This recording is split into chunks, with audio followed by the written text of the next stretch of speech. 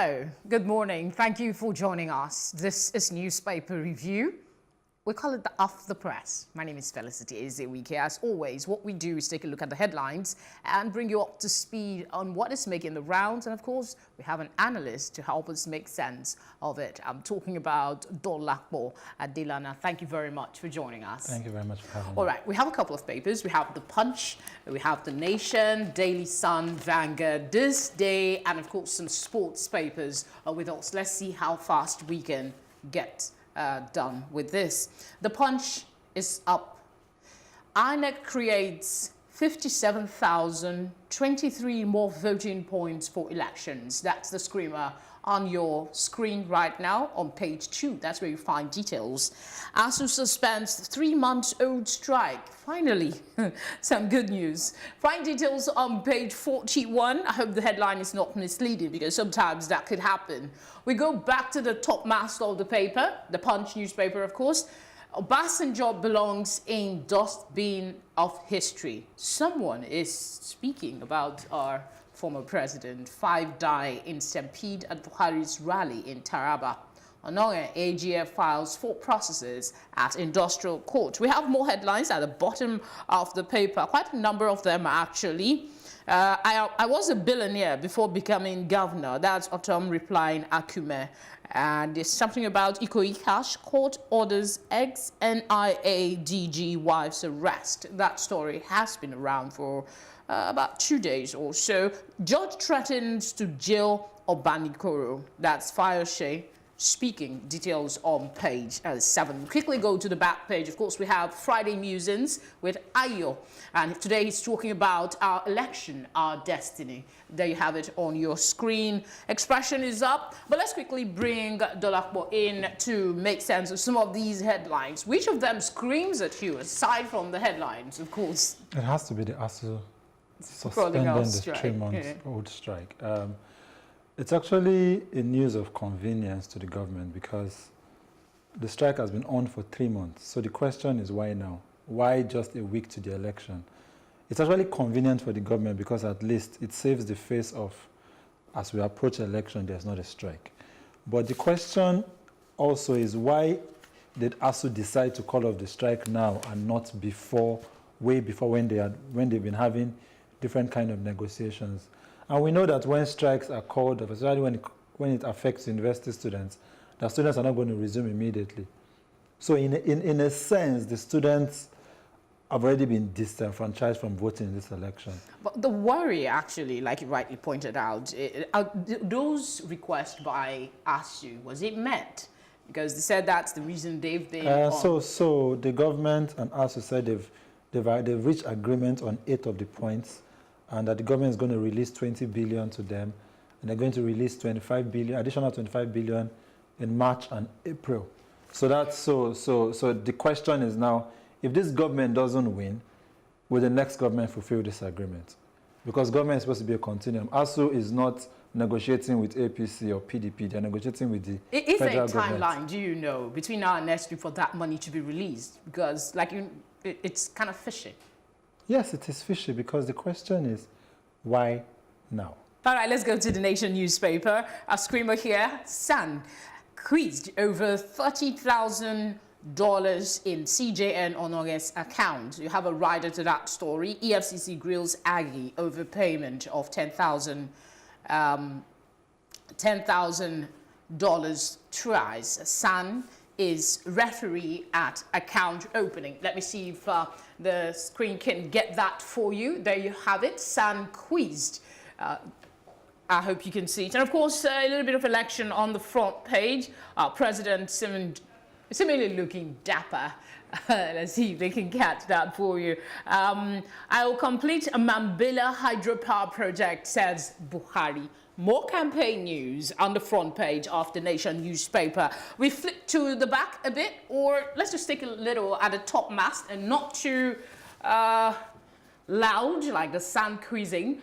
We have government launches campaign to boost troops' morale. That's another one. Yes, I'm glad you can see it properly now. FIRS trial. Judge threatens to order Obanikoro's arrest. You find details on page 10. And ASU suspended strike is captured here. U.S. has no candidate, says envoy. A little bit of sports. Jonathan Preacher's piece. That's some there behind the Nation newspaper. Let's see if you can capture it. There you go. All right. More headlines for you.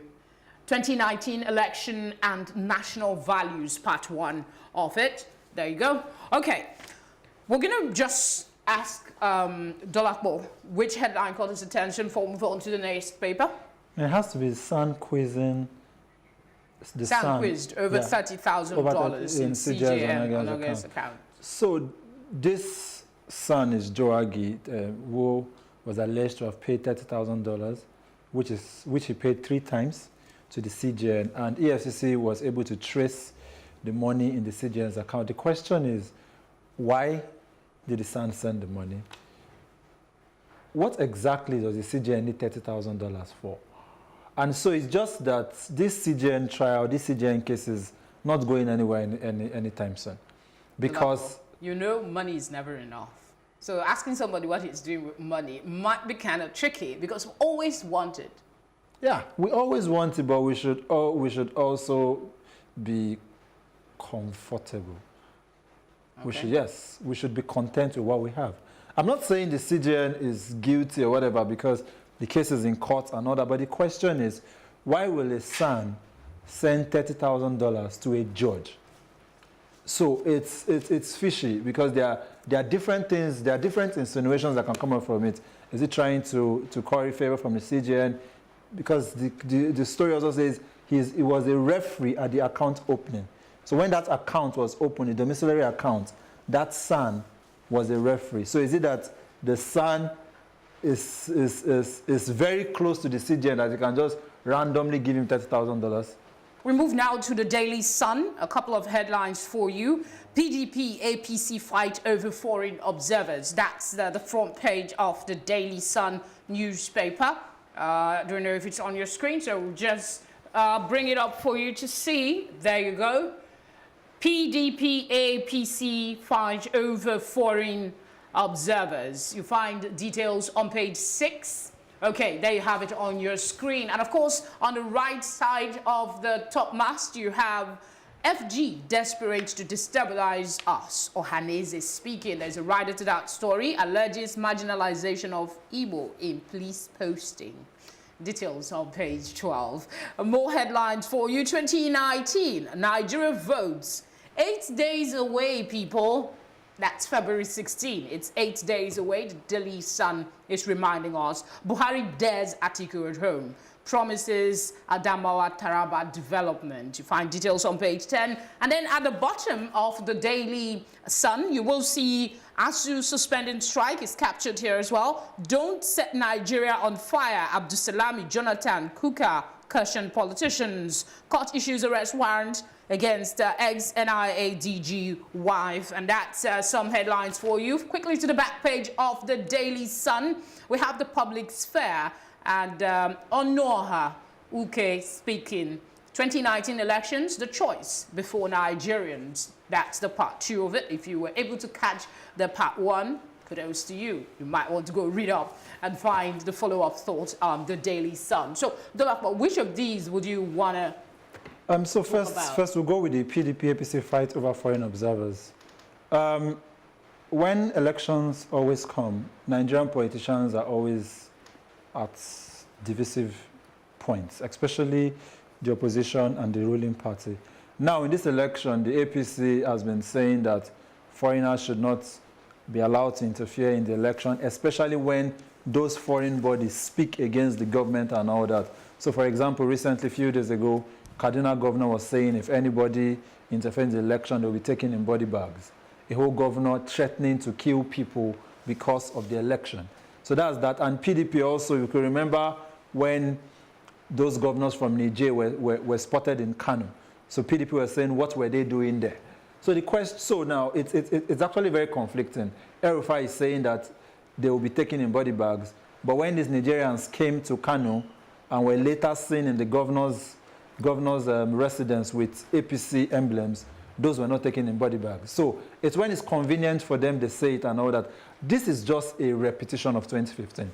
The way APC was screaming against PDP and foreign interference is the same way PDP is screaming against APC. So politicians always repeat history. They repeat what they want you to believe. We really don't seem to be hearing much about other parties, interestingly. It's just PDP, APC. Yes, because the other parties, one, they don't have the clout, they don't have the money, they don't have the influence that these parties have. Check out details of that story on page 8 of the Vanguard newspaper. Apapa Oshodi road crisis, task force men compound traffic chaos. Okay, let's go to the bottom of the Vanguard newspaper front page. There you have it, some stories. Why fighting corruption is difficult, Buhari is speaking. Now, Mr. and Mrs. Kachun is there, one of my favorite things about the Vanguard newspaper. Behind you have sports. We'll come to that in a bit. But quickly, Delapo, which of these headlines would you want to... So it will be the task force men compound traffic chaos. Because now we understand that Lagos has been on lockdown for close to a year because of the tankers on the road. Now the question is, last week Saturday, when the marathon was holding, those tankers disappeared. Now Buhari is coming tomorrow, there are no tankers on the road. So the question is, there is a solution to this problem, but the government has just decided not to do it. Okay, thanks for staying with us. A very quick one because we're out of time. I'll just bring you up to speed on what's on the front page of the Complete Sports. This morning, quite a number. Moses poised for first Fenerbahce start. That's Screamer Fenerbahce starts. Nigerian winger keen to maintain impressive form. That's something for you on the front page. Gunners lead race to sign £26 million. That's another one. Iwobi targets third EPL goal. Ndidi desperate to lift Foxes. Some headlines for you this morning. Neymar could run Hazard's £100 million Madrid dream move. Those are some headlines for you this morning on the Complete Sports newspaper. We do quickly. Sporting Sun is also here. We just do Salah out of Nigeria friendly. That's let's see if the camera can capture it for you as well. There you go.